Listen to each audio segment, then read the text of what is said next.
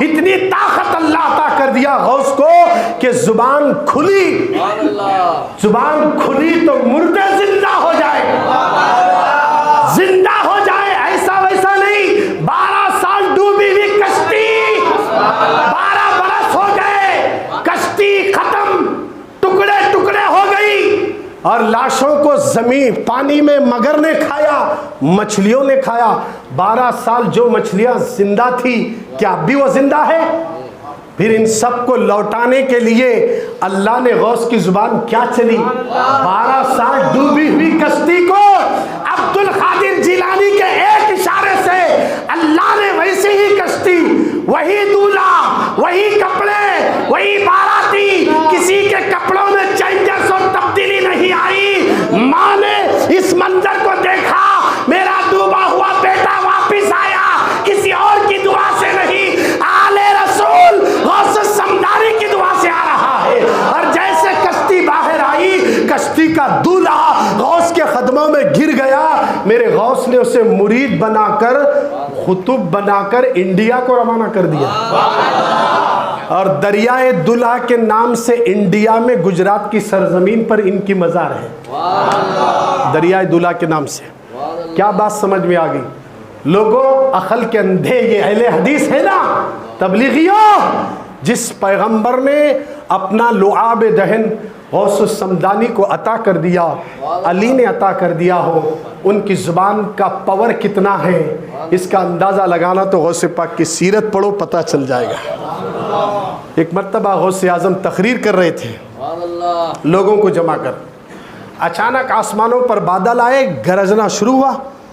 تو بس اتنا دیکھے مولا میں لوگوں کو جما رہا ہوں، اگر برسے گا نا تو پھر سارے لوگ منتشر ہو جائیں گے، میں جما رہا ہوں تیرے نبی کی باتیں بتانے کے لیے، اور تو برسا رہا ہے لوگوں کو ہٹانے کے لیے۔ اتنا بولے بادل نہ ہٹ گئے، بولو تم بولو ہم بولو، ہٹتے کیا؟ اب رو رو کو دعا کرے تو بارش نہیں آ رہا، مگر وہ عبد القادر جیلانی کی زبان ہے جس نے نبی کے 7 مرتبہ لعاب دہن کو چوسا، لعاب دہن کو کھا لیا ہو، اللہ نے یہ طاقت ان کو عطا کر دی ہے۔ اللہ اکبر، کیوں نہ ہو؟